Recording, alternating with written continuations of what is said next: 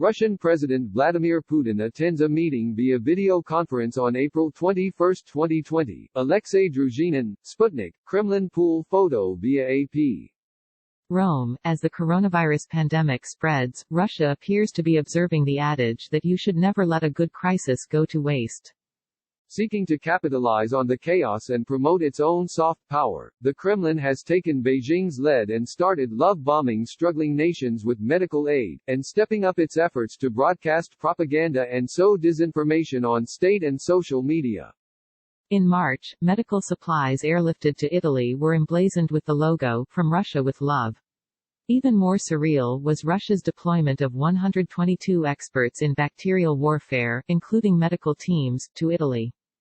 Scenes of the convoy of 22 military trucks, rolling across Italy like an occupying power, constituted a propaganda coup for Moscow, which used the images to hammer home the idea that NATO and the European Union have abandoned Italy in its hour of need. Russian convoy traveled on NATO roads, state-controlled Russia 1 TV channel crowed. A video of an Italian man taking down an EU flag and replacing it with a Russian tricolor and a sign saying, "Thank you Putin," has played frequently on Russian TV, no matter that Italian media later reported people had received payments of €200 for filming messages of gratitude. Outside Italy, Russia has also dispatched help to hard-hit countries within its sphere of influence, such as Serbia and Belarus, and sold much-needed medical supplies to the U.S., welcomed by President Donald Trump. The tactic is familiar, and fits into a broader effort to undermine trust in the Western liberal order. But the PR moves also serve another, perhaps more important, purpose. At home, the tactic diverts attention from an explosion of cases within Russia's own borders and boosts domestic perceptions of President Vladimir Putin's statesmanship on the international stage. By sending aid to another country, Russia is seeking to redraw global hierarchies, said Raffaele Marchetti, a professor of international relations at Lewis University in Rome. In terms of soft power, sending help creates a hierarchy. The country that accepts aid shows that it is weaker and cannot cope. *****. There are conflicting narratives about how Moscow's humanitarian mission came about. The Five Star Movement, one of Italy's ruling coalition partners, maintains a friendly stance toward Russia, which it considers to be aligned with its own anti-establishment stance and rejection of the powerful interests represented by the EU and the US. The party has tried to take the credit for the influx of Russian aid, citing a long friendship. Bizarrely, the far-right Alternative for Germany party has also claimed to have played a role in brokering the agreement, saying it was approached by an MP from the pro-Kremlin, right-wing League Party, Paolo Grimoldi. Friendship with the Kremlin is a sensitive issue in Italy, where the far-right League Party headed by Matteo Salvini is currently under investigation for allegedly accepting party funding from Russia. The left-wing Radical Party has warned Italy is at risk of being exploited by authoritarian regimes and claimed the aid could be more of a Trojan horse than a gift horse. A petition on Change.org demanding to know how the deal was brokered attracted 15,000 signatures earlier this month. Europe, too, is paying attention. NATO is very focused on these transactions, General Todd Wolters, NATO commander in Europe, told journalists in a briefing recently. I pay very close attention to Russian malign influence. It is a concern. We remain very vigilant in NATO with respect to those transactions, and we continue to monitor to the highest degree. The actual value of the Russian aid is questionable. The Italian military has its own highly competent decontamination capabilities. Russia donated just 300,000 masks, compared with 2 million each from France and Germany, and the field hospital in Bergamo where the Russian medical teams are working is 80% empty. Russia is forfeiting next to nothing, said a retired senior European diplomat, who was stationed at NATO. Russian corona victims, who as a result will be deprived of treatment, will never know why, and it plays to the understandable Italian sense that they are not seeing much solidarity from their European allies or the US. Italian media reports, citing military sources, have suggested the real purpose of the mission is intelligence gathering, but the only information Russia has been likely able to extract is medical information on best practices, according to Marchetti, the Lewis University professor. It is an opportunity to train its doctors for the epidemic in Russia, he said. The likelihood of Russian personnel gaining any military intelligence is remote, but they have other channels for that.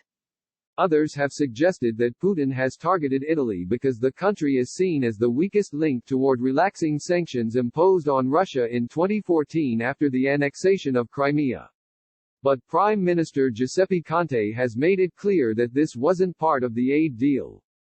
Russia is likely to gain little from its gesture of goodwill long term, said the retired diplomat. There may be some Italians who are taken in, but a little gesture like this doesn't weigh much against all the evidence of the nature of Russia under Putin. It is far too soon to be worrying about an Italian lurch to the east. Beyond the military convoys, the Kremlin has also turned to the tried and true tactic of sowing confusion online. The result, with Kremlin-funded websites spreading disinformation on the virus, has served to weaken public trust in Western governments and make their response to the virus less effective. The EU and the U.S. State Department, if not the White House, have both hit out against the online campaigns, which are recklessly endangering global health, according to Lee Gabrielle, special envoy at the U.S. State Department's Global Engagement Center, because they provoke individuals to act in ways that contradict good advice that they are being given by governments and health agencies. Europeans, too, have warned of the danger of Russian online campaigns related to the virus. Disinformation is playing with people's lives. Disinformation can kill, the EU's top diplomat, Josep Borrell, said at a press conference last month. According to the European External Action Service, the EU's foreign policy arm, there were more than 100 cases of pro-Kremlin disinformation about the coronavirus between January and March. In a new report, out on Tuesday, its Stratcom division said Russian official sources and state-controlled media and social media channels have been running a coordinated campaign, promoting false health information that can have a direct impact on public health and security. State-controlled media Russia Today and Sputnik have broadcast that hand-washing was ineffective against coronavirus. Some state-funded sites have also promoted bogus cures such as saline, vitamin C and zinc. One Russian news agency falsely reported that the UK Prime Minister Boris Johnson was on a ventilator. Disinformation about the coronavirus has already led to riots in Ukraine and arson attacks on 5G towers in the UK. Russian Foreign Affairs spokesperson Maria Zakharova claimed Russia was bewildered by accusations it was misleading the public, telling a recent virtual press conference that Western countries are cynically using the coronavirus to attack Russia. But while the State Department and EU hold the Kremlin responsible for a concerted disinformation campaign, the reality is more complex, said Natalia Krapeva, of digital rights watchdog Access Now. There are the state-run channels and sites, but also trolls and ordinary citizens who may have been influenced by disinformation. The ecosystem does not speak with one voice. In the long run, these efforts could also backfire, as the same disinformation that usually helps boost support for Kremlin policies causes confusion at home and potentially contributes to worsening the outbreak in Russia. A majority of Russian disinformation targets a domestic audience, according to Krapeva, and in the run-up to a public vote on constitutional changes that would allow Putin to remain in power for another 2 terms, Russian sites had claimed the virus was a hoax and not affecting Russia. The government wanted to make sure that there was public support for the vote and that people were not distracted or scared, said Krapeva. The vote has since been postponed, in light of the uptick in cases in Russia. But the result is that people are very confused, especially at regional level, about the severity of the health crisis. Now we are suffering from our own disinformation. They don't trust the government. People believe it is a hoax. The Kremlin has belatedly corrected some false information and tried to smooth over feelings of chaos and confusion.